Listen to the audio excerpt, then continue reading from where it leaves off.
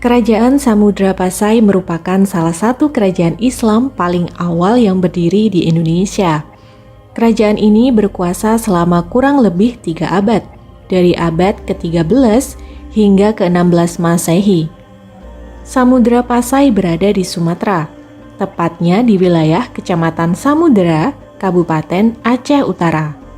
Karena lokasinya yang strategis di pinggir Selat Malaka, kerajaan ini kerap disinggahi kapal-kapal dari kerajaan luar. Seiring waktu, Samudra Pasai berkembang menjadi pusat perniagaan dan pusat perkembangan agama Islam yang penting di zamannya.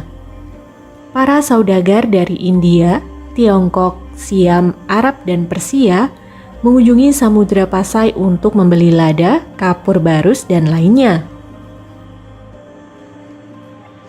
Kerajaan ini pun tercatat menjalin hubungan diplomatik dengan India dan Tiongkok. Keberadaan Samudra Pasai direkam melalui catatan kunjungan pengembara seperti Ibnu Battuta dan Marco Polo, serta peninggalan makam raja-raja.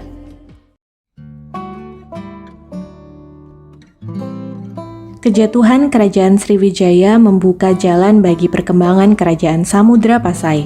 Kerajaan Samudra Pasai didirikan dari gabungan 2 kerajaan, yaitu Kerajaan Samudera dan Kerajaan Pasai. Menurut hikayat Raja-Raja Pasai, Kerajaan Samudera diperintah oleh Maurah Silu yang bergelar Sultan Malik As-Saleh, sedangkan Kerajaan Pasai didirikan oleh Nazimuddin Al-Kamil, seorang utusan dari Mesir. Secara resmi, Kerajaan Samudra Pasai berdiri pada tahun 1267 Masehi.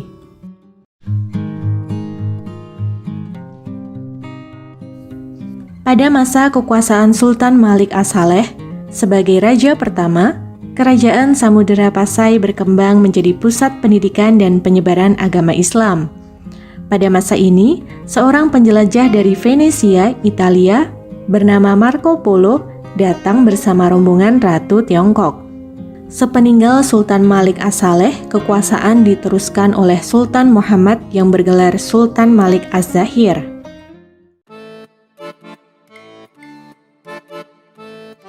Pengganti dari Sultan Muhammad adalah Sultan Ahmad yang bergelar Sultan Mahmud Malik Az-Zahir.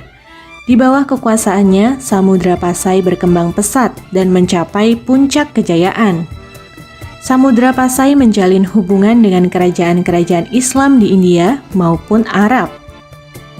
Dalam hal ekonomi, Samudra Pasai berhasil mengambil alih pengaruh Kerajaan Sriwijaya di Selat Malaka sebagai pusat perdagangan internasional.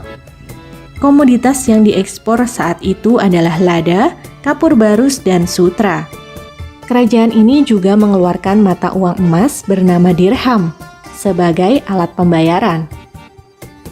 Di masa ini, sekitar tahun 1345 Masehi, Samudra Pasai didatangi oleh Ibnu Battuta, seorang penjelajah Muslim asal Maroko. Dalam catatannya, penguasa Samudra Pasai pada waktu itu digambarkan sebagai raja yang alim dalam ilmu agama dan murah hati. Sepeninggal Sultan Mahmud Malik Az-Zahir, pemerintahan diteruskan oleh Sultan Zain al-Abidin Malik Az-Zahir atau Zainal Abidin. Di masa itu, Laksamana Cheng Ho dari Tiongkok mendarat di Samudra Pasai. Ia menganjurkan agar kerajaan mengakui perlindungan dari Kaisar Tiongkok. Sepeninggal Sultan Zainal Abidin, kerajaan Samudra Pasai pernah diperintah oleh seorang wanita bergelar Sultanah, yaitu Sultanah Nahrasyah. Ia berhasil mengembalikan kejayaan Samudra Pasai sebagai pusat syiar Islam terbesar. Setelah kerajaan sempat mengalami kemunduran akibat serangan dari Majapahit. Di bawah kepemimpinannya, perekonomian Samudra Pasai sangat berpengaruh di kawasan Asia Tenggara. Sepeninggal Sultanah, tidak banyak catatan mengenai gambaran pemerintahan Sultan berikutnya. Pada akhirnya, Samudra Pasai mulai mengalami kemunduran dan runtuh akibat beberapa faktor. Di antaranya, konflik keluarga, kemunculan Kesultanan Malaka yang mengambil alih dominasi perdagangan, hingga serangan dari Portugis. Wilayah kekuasaan Samudra Pasai kemudian diambil alih oleh Kesultanan Aceh. Kerajaan Samudra Pasai memiliki peninggalan bersejarah, yaitu makam Sultan Sultanah Pasai bercorak Islam, khas Gujarat, uang koin emas dan perak, pecahan keramik Cina, hingga lonceng Cakradonya pemberian Kekaisaran Tiongkok. Selain peninggalan dalam bentuk fisik, Kerajaan Samudra Pasai juga memberikan pengaruh besar terhadap perkembangan Islam dan budaya Melayu di Nusantara. Banyak ulama-ulama besar yang berasal dari atau belajar di Pasai, seperti Hamzah Fansuri, Syamsuddin Al-Sumatrani, dan Nuruddin Al-Raniri. Selain itu, bahasa Melayu Pasai juga menjadi salah satu bahasa sastra tertua di Nusantara. Bahasa ini kemudian berkembang menjadi bahasa yang digunakan para pedagang di area yang kini menjadi Indonesia dan Malaysia. Sejarah Kerajaan Samudra Pasai. Kerajaan Samudra Pasai merupakan kerajaan Islam pertama di Nusantara. Kemunculan kerajaan ini diperkirakan berdiri mulai awal atau pertengahan abad ke-13 Masehi sebagai hasil dari proses Islamisasi daerah pantai yang pernah disinggahi pedagang Muslim sejak abad ke-7, ke-8, dan seterusnya. Kerajaan ini terletak di pesisir timur Laut Aceh. Kerajaan Samudra Pasai merupakan gabungan dari Kerajaan Pasai dan Peurlak. Raja pertama Samudra Pasai adalah Merah Sila atau Merah Selu. Ia masuk Islam berkat pertemuannya dengan Syekh Ismail, seorang utusan Syarif Mekah yang kemudian memberinya gelar Sultan Malik Al-Saleh, karena Merah Selu telah mempelajari agama Islam di Arab lebih dalam lagi dan kemudian disebarkan di Indonesia.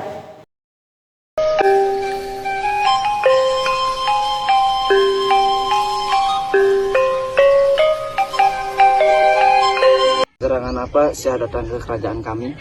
Saya diutus oleh Syarif Mekah untuk mengislamkan kerajaan Pasai. Jika ini perintah dari Syarif Mekah, mulai saat ini saya akan memeluk kerajaan Islam dan Islam sebagai agama kerajaan. Terima kasih atas ketersediaan dan mulai saat ini kau kuberi gelar Sultan Malik Al-Salih. Setelah itu, mayoritas penduduk Pasai memeluk agama Islam dan kerajaan pun terus berkembang.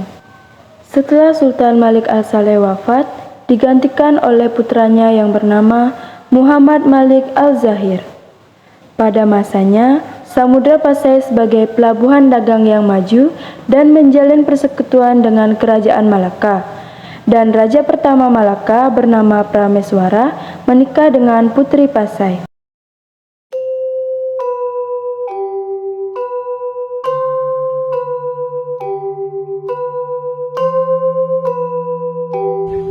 Menantuku, sekarang kau adalah bagian dari keluarga Kerajaan Pasai. Sekarang aku adalah bagian dari Kerajaan Samudra Pasai. Semoga jalur perdagangan di Selat Malaka dapat berkembang dan lebih baik lagi. Menantuku, semoga kemakmuran ini sampai kepada anak cucu kita nanti. Ia dan rakyat pun akan hidup tentram selamanya. Rakyat Pasai dan Malaka hidup tentram dan jalur perdagangan ramai. Sultan Pasai pun terus berganti hingga pada Sultan Pasai yang ke-12, yaitu Sultan Zain Al-Abidin. Ternyata, hubungan harmonis antara Kerajaan Pasai dan Kerajaan Malaka tidak disenangi oleh pihak Portugis yang telah membangun benteng di Muara Bungo, Jambi. Portugis memandang hubungan dagang perahu layar ini dapat menimbulkan ancaman terhadap kekuasaannya. Itulah sebabnya Portugis melarang hubungan tersebut. Namun, larangan tersebut sama sekali tidak dihiraukan oleh Sultan Zain Al-Abidin. Pada suatu ketika, datanglah utusan Portugis menghadap Sultan. Utusan ini diterima Sultan dengan sangat baik.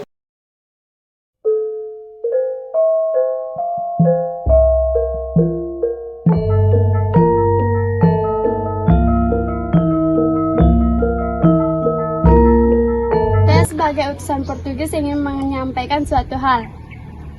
Hal apakah itu? Kami ingin Samudra Pasai untuk menghentikan hubungan perdagangannya dengan Kerajaan Malaka. Apa? Atas dasar apa kalian meminta hal itu? Kami merasa hubungan kalian dapat merugikan Portugis nantinya. Sampaikan kepada pemimpin kalian, Samudra Pasai tidak berada di bawah siapapun. Kami bebas berniaga dengan siapa saja. Dahulu, sekarang, dan kapan saja.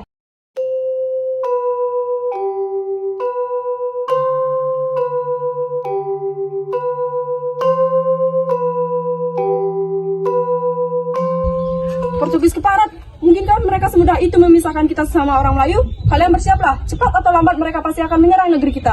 Aku pun berpikir seperti itu, Tuanku. Panglima, siapkan pasukan untuk melawan Portugis. Baik, Tuanku.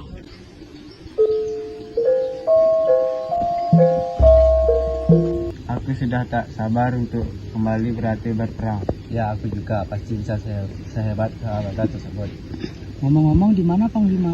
Kenapa ia lama sekali? Nah, itu dia sudah kembali. Mengapa belum memulai latihan? Kami sedang menunggu Panglima. Seharusnya kalian sudah memulai latihan sebelum aku datang.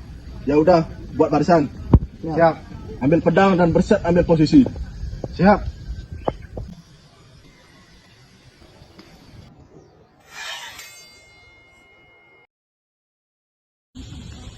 Bagus, bagus. Sudah tidak dilakukan lagi kemampuanmu, Panglima. Kau pandai membangun armadamu sendiri. Terima kasih, Baginda. Baik, lanjutkan, Panglima. Baik, Baginda.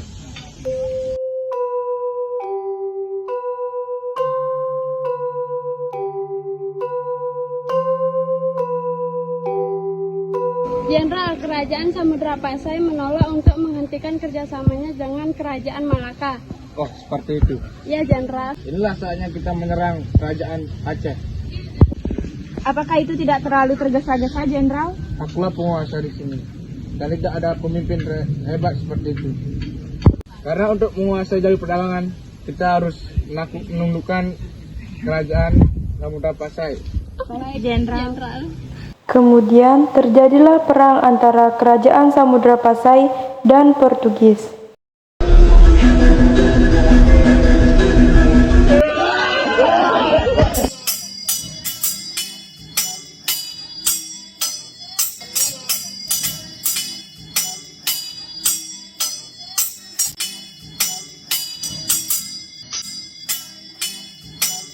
Dengan kecerdikannya, Portugis berhasil menundukkan Samudra Pasai. Dengan demikian, berakhirlah masa pemerintahan kerajaan Samudra Pasai dan Portugis menguasai Selat Malaka pada tahun 1500 sampai dengan 1520. Selanjutnya, kerajaan Samudra Pasai jatuh ke tangan Kesultanan Aceh yang timbul tahun 1520-an. Warisan peradaban Islam internasionalnya diteruskan dan dikembangkan di Aceh.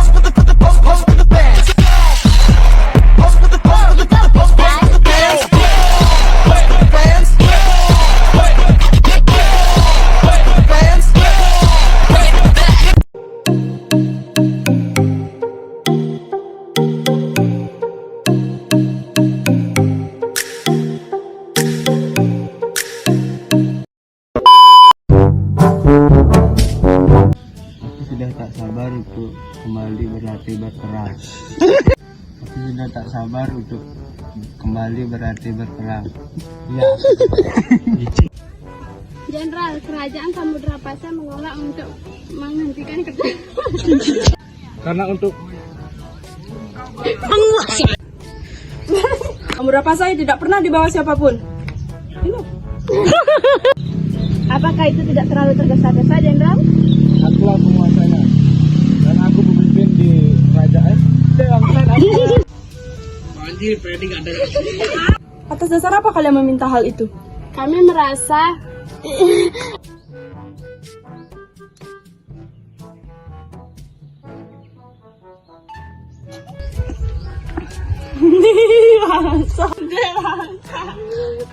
Bentar.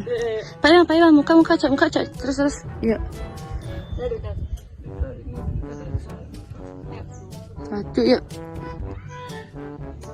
Ngomong. Aja potong. Saya diutus oleh kerajaan. Aduh, man. Sarip Mekah. Sari Mekah. Sarip apa? Sarip Mekah. Maka. Yuk. Semoga jalur perdagangan di Selat Malaka dapat berkembang dan lebih baik. Wih.